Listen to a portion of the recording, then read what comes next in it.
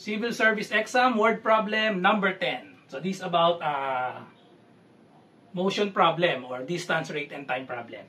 So two cars 700 meters apart are moving towards each other. The first car is moving at a rate of 12 meters per second and the second car's speed is 8 meters per second. How long will it take them to reach each other? So 700 meters apart ang two cars. So drawing lang muna natin. So we have, let's say yung dalawang cars ay A and B. So ito si A and then nandito si B and they are 700 meters apart.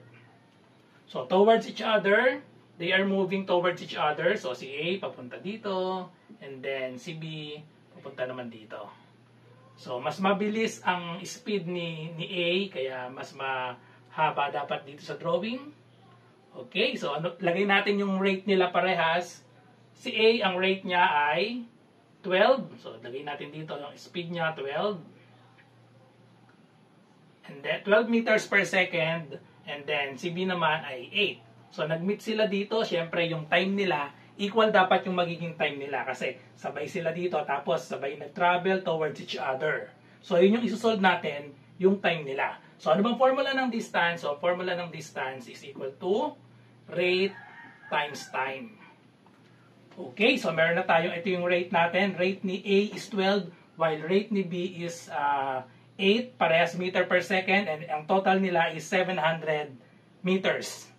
Okay, so therefore ang magiging formula natin dito sa diagram natin, kapag pinag-add itong distance ni A na na-travel ni A tsaka distance na na-travel ni B ay equal dito sa total na 700. So magiging formula natin, so we have D, ito yung 700 equals, lagyan natin D sub 1 plus D sub 2. D is the total distance. Ito yon 700. So D sub 1, ito yon, and then we have D sub 2. Then use the formula, D is equal to rate times time. Substitute lang natin dito. So itong D ay yung total distance, that is equal to 700. And then D sub 1, yung distance na matatravel ni A. So we have rate times time. So ang rate ni A ay 12. I-multiply lang natin sa T. Dahil yun yung hinahanap natin. So lagyan natin 12T. And then plus distance naman ni B. So we have 8. And then same time ngayon, mag-meet sila dito at the same time. So we have 8T.